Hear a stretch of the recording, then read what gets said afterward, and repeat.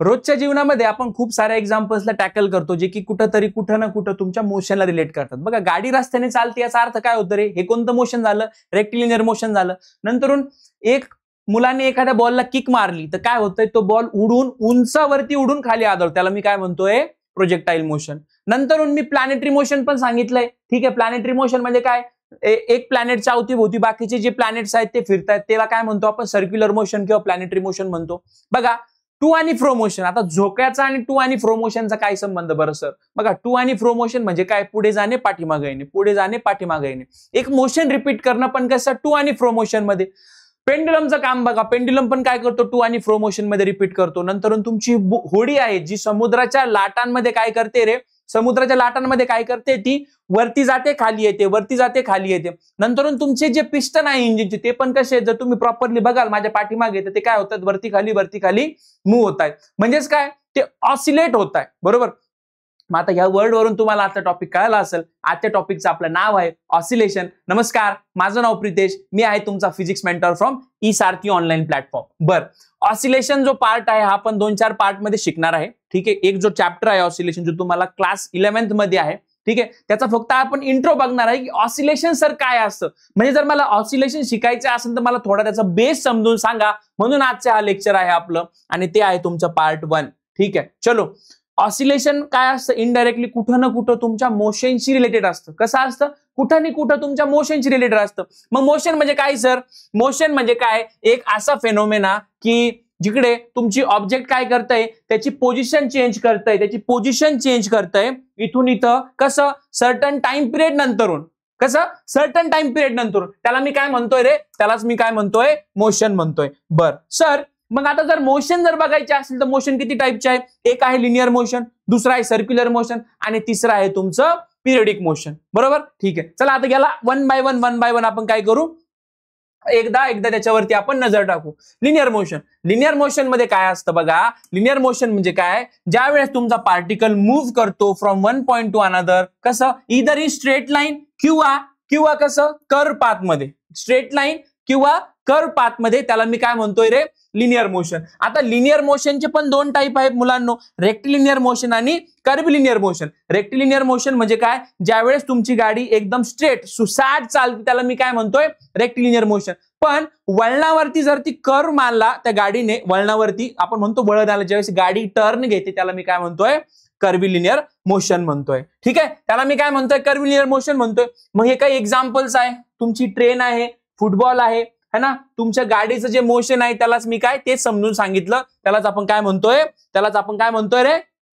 Linear motion. Linear motion मध्ये 2 type, rectilinear motion, curvilinear motion. आता आहे तुमचा सर्क्युलर मोशन. सर्क्युलर मोशन जर मला समजून घ्यायचं झालं, गावरान भाषेमध्ये आपण काय म्हणतो? अशी गोष्ट जी की सर्कल मध्ये फिरते मी काय म्हणतो? Circular motion. हे बरोबर आहे, पण नॉलेज पॉइंट ऑफ व्ह्यूने किंवा सायन्स काय सांगतं बघा? Circular motion is the motion that occurs when body rotates on its own axis. काय म्हणताय ते? Circular motion. पण कसं? ज्यावेळेस बॉडी रोटेट होती तुमची त्याच्या ऍक्सिस वरती, त्याला मी काय म्हणतोय? Circular motion. मग याचं बेस्ट एक्झाम्पल मला द्यायचं झालं, जी तुमची अर्थ आहे ती तर सूर्याभोवती फिरतेच, पण स्वतःच्या ऍक्सिस भोवती पण काय होती रे? टर्न होते. स्वतःच्या ऍक्सिस भोवती पण टर्न होते. ठीक आहे, ही अर्थ आहे, ही सूर्याभोवती तर फिरतच आहे. समजा हा सन आहे आणि ही अर्थ आहे, ही तर फिरताना सूर्याभोवती फिरतच आहे, पण ही तिच्या स्वतःच्या ऍक्सिस भोवती पण फिरत आहे. म्हणून तुमची अर्थ काय झाली रे? सर्क्युलर मोशन झाली. ठीक आहे. while driving the car, motion of wheels and the steering wheels about its own axis. बर, स्टिअरिंग जी आहे ती तुमच्या गाडीला तर फिरवतीच आहे, पण ती स्वतःच्या ऍक्सिस भोवती पण फिरतीये. बरोबर. नंतर जे गाडीचे चाक आहेत ते तुमच्या गाडीला पळवतायत, पण स्वतःच्या ऍक्सिस भोवती पण काय फिरत आहेत. नंतर नाही येतो तुमचा ऑसिलेटरी मोशन. ऑसिलेटरी मोशन खूप महत्वाचं आहे, समजून घ्या एकदा. ऑसिलेटरी मोशन म्हणजे काय? एक असं मोशन जे की रिपीट करतं सर्टन पिरियड ऑफ टाइम नंतरून, पण कसं? टू आणि फ्रो मोशन मध्ये. टू म्हणजे काय? पुढे, फ्रो म्हणजे काय, मागे किंवा व्हाईस वर्सा. घरात एखादं जुनं घड्याळ जर असेल त्याला पेंडुलम लावलेला असतो. पेंडुलम म्हणजे काय असतो, एक खाली रॉड असतो, रॉडला खाली वजन लावलेलं असतं आणि ते डिस्प्लेस केलं, डिस्प्लेस म्हणजे इथून इकडे ओढलं आणि सोडून दिलं की ते काय होतं रे, ते झुलत असतं. त्याला आपण काय म्हणतो, पेंडुलम म्हणतो. बर, pendulum of clock exhibits oscillatory motion as it moves to and fro about its mean position. मग त्याची ही काय झाली रे, मीन पोझिशन झाली. त्याची ही काय झाली आहे, मीन पोझिशन. ह्या पोझिशनच्या भोवतीच फिरतोय ना तो, ह्या पोझिशनच्या भोवतीच फिरतोय. कधी इकडे येतोय, कधी लेफ्ट साईडला येतोय, कधी राईट साईडला जातोय. त्याला काय म्हणतोय मी, टू अँड फ्रो मोशन म्हणतोय, है ना. आणि पेंडुलम कसा आहे, त्याच्या मीन पोझिशन भोवती काय करतोय, ट्रॅव्हल करतोय. बर, नंतर आहे तुमचा पिरियडिक मोशन. ठीक आहे, आता पिरियडिक मोशन म्हणजे काय, motion that repeat itself after equal interval of time. Oscillatory motion पण काय होता, इक्वल इंटरव्हल ऑफ टाइम नंतर रिपीट करत होता, बरोबर. पण तिकडे काय होतं, टू आणि फ्रो मोशन होतं. म्हणजे एकच मोशन त्याचं फिक्स होतं, टू आणि फ्रो, टू आणि फ्रो. काय होतं, त्याच्या मीन पोझिशनला तो दोन्ही बाजूला जात होता. पण इथे काय, इथे काय तुमचं मोशन आहे, जरुरी नाही की ती रिपीट झाली पाहिजे. ठीक आहे, रिपीट म्हणजे कसं बघा, आता एक नेक्स्ट स्लाइड त्याच्यामध्ये मी तुम्हाला एक्सप्लेन करेल की पिरियडिक आणि ऑसिलेशन मध्ये फरक काय असतो. पण एक सिंपल मेजर फरक समजून घेऊ आपण. ऑसिलेटरी मोशन मध्ये जे तुमचा ऑब्जेक्ट असतो टू आणि फ्रो मूव्ह होत राहतो. पिरियडिक मोशन मध्ये तसं नाही. Motion that repeat itself after equal interval of time is non as periodic motion. बर, आता याच्यामध्ये बघा, प्रत्येक जो ऑसिलेटरी मोशन आहे तो पिरियडिक असतो. प्रत्येक जो ऑसिलेटरी मोशन आहे तो पिरियडिक असतो, म्हणजे तो स्वतःला रिपीट करतो सर्टन इंटरव्हल ऑफ टाइम नंतर, म्हणून तो पिरियडिक पण असतो, पण तो ऑसिलेटरी पण असतो. बघा, समजून सांगतो मी परत. All oscillatory motions are periodic, but all periodic motion मध्ये रिक्वायर नाही की ती ऑसिलेटरी पण असली पाहिजे. समजलं का, परत एकदा, all oscillatory motion are periodic, but जरुरी नाही की प्रत्येक पिरियडिक मोशन हा ऑसिलेटरी मोशन असला पाहिजे. बर, आता पिरियडिक मोशन मध्ये काही फॉर्म्युलेज आहे ते एकदा पटपट समजून घेऊ. मी तुम्हाला साऊंड मध्ये पण समजून सांगितलं होतं. एक असतो टाइम पिरियड, एक असतो फ्रिक्वेन्सी. टाइम पिरियड आणि फ्रिक्वेन्सी मध्ये कसं रिलेशन असतं रे पिल्यांनो, इनव्हर्स रिलेशन असतो. Frequency is inversely proportional to 1/t. Frequency is inversely proportional to 1/t.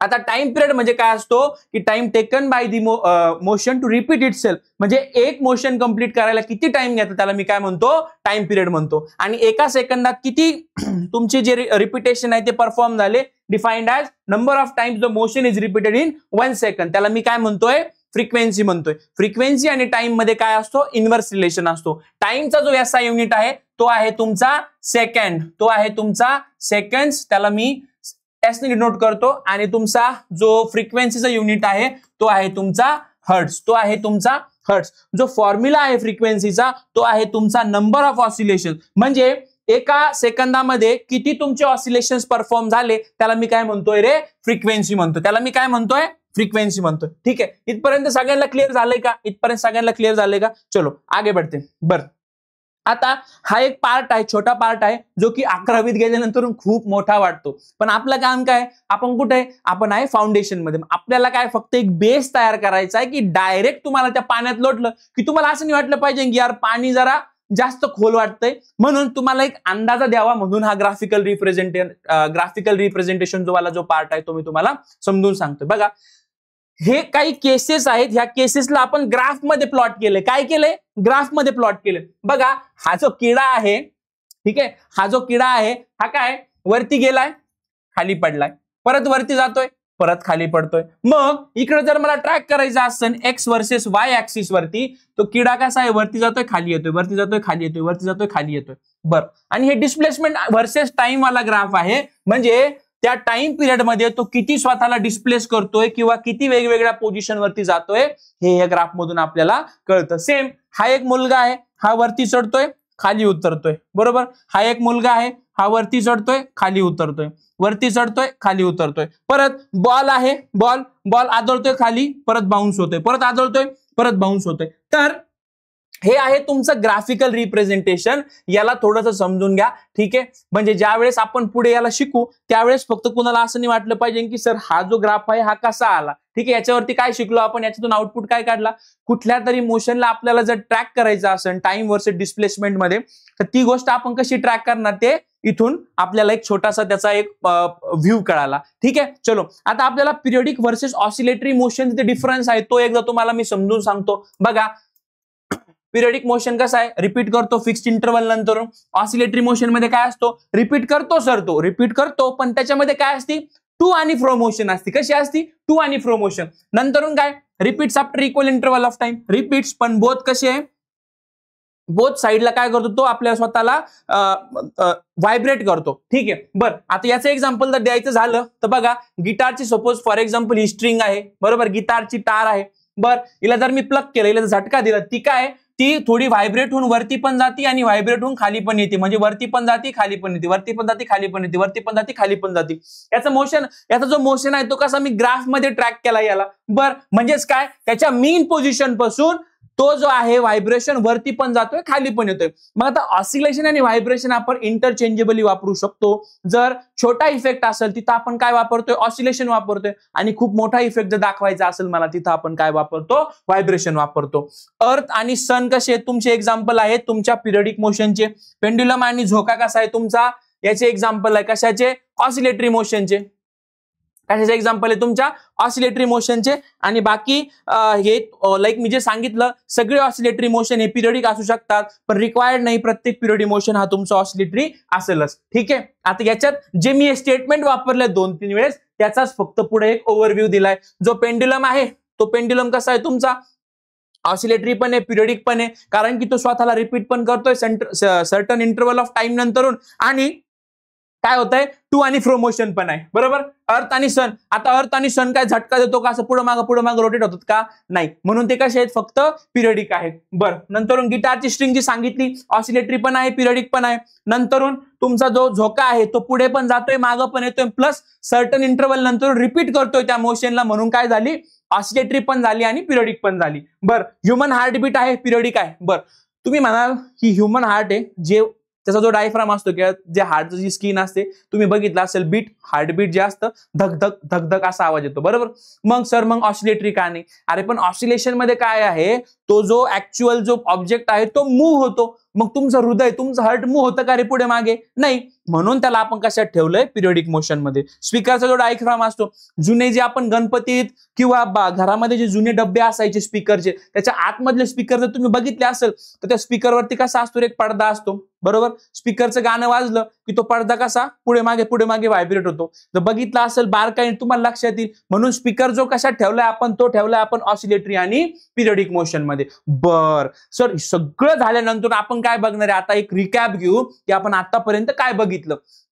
Oscillation कशाशी रिलेटेड आहे, मोशन सोबत. मग आपण काय बघितलं, लिनियर मोशन, सर्क्युलर मोशन आणि तुमचा पिरियडिक मोशन. मग लिनियर मोशन मध्ये परत रेक्टिलिनियर मोशन आणि बाकीच्या गोष्टी बघितल्या. त्याच्यानंतर काय बघितलं आपण, पिरियडिक आणि ऑसिलेशन कसं डिफरन्शिएट करता येईल, त्याला काय त्याच्यात मेजर डिफरन्स आहे. नंतर आपण पिरियडिक मोशन ग्राफिकल फॉर्म मध्ये पण त्याला ड्राफ्ट केलं. नंतर आपण काही फॉर्म्युलेज बघितले, टाइम पिरियड बघितली, फ्रिक्वेन्सी बघितली. नंतर याच्यात काय बघितलं आपण, टाइम आणि फ्रिक्वेन्सी आपापसात कसे इंटर रिलेटेड आहेत, ह्या सगळ्या गोष्टी आपण इथपर्यंत टिल नाव आपण आतापर्यंत बघितला. आता साहजिक आहे, ज्यावेळेस आपल्या लेक्चरची समरी, त्याच्यामुळे नंतर आपला शेवटचा जो टप्पा असतो तो असतो तुमच्या एमसीक्यूचा. चला तर मग आता एमसीक्यू बघू. बघा एमसीक्यू काय सांगतोय तुमचा, एमसीक्यू काय म्हणतोय बघा, which of the following motion is periodic but not oscillatory. बर, आता स्लाइडला किंवा व्हिडिओला पॉज करा.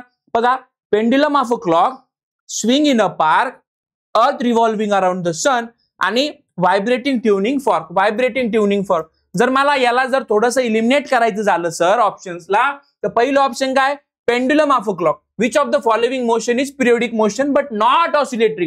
पिरियडिक मोशन म्हणजे काय, पिरियडिक मोशन म्हणजे काय, जो मोशन आहे तो कसा करतो, रिपीट करतो. कसा करतो रे, रिपीट करतो सर्टन इंटरव्हल ऑफ टाइम नंतरून.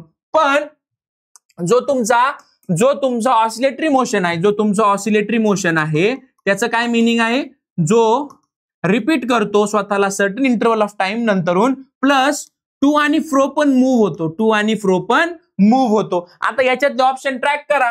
पेंड्युलम कसा आहे, पेंड्युलम जो तुमचा आहे तो तुमचा काय आहे, पिरियडिक आहे.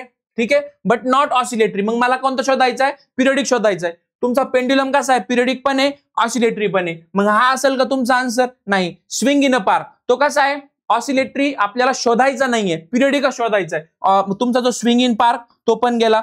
अर्थ रिव्हॉल्व्स अराउंड द सन, आता मी जर सांगितलं earth to and fro motion मध्ये आहे का, नाही. म्हणून हे तुमचं ऑप्शन आहे. व्हायब्रेटिंग ट्युनिंग फॉर्क पण तुमचं ऑप्शन नसणार आहे. ठीक आहे, हे इथपर्यंत कळलं का सगळ्यांना? इथपर्यंत कळलं? हे एक्झाम्पल किंवा जेव्हा ऍप्लिकेशन बेस्ड जेव्हा आपण बोलतो न्यूमेरिकल किंवा MCQ, ठीक आहे, त्यावेळेस ना थ्योरीमध्ये कन्फ्युजन नसलं पाहिजे. थ्योरीमध्ये कन्फ्युजन नसलं पाहिजे, त्यावेळेस तुम्हाला MCQs सोडवता येतील. बर, नंतरून काय म्हणणं आहे त्यांचं? तर पेंड्युलम कम्प्लीट्स 40 ऑसिलेशन्स. 40 ऑसिलेशन्स म्हणजेच काय? म्हणजेच मला नंबर ऑफ ऑसिलेशन्स दिले इन 80 सेकंड्स. मग माझ्याकडे सर फ्रिक्वेन्सीचा फॉर्म्युला आहे. काय आहे? Number of oscillations upon time. Number of oscillations upon time. 40 upon 80 is equals to 1/2 is equals to 0.5 hertz. 0.5 hertz. कुठे ऑप्शन तुमचं?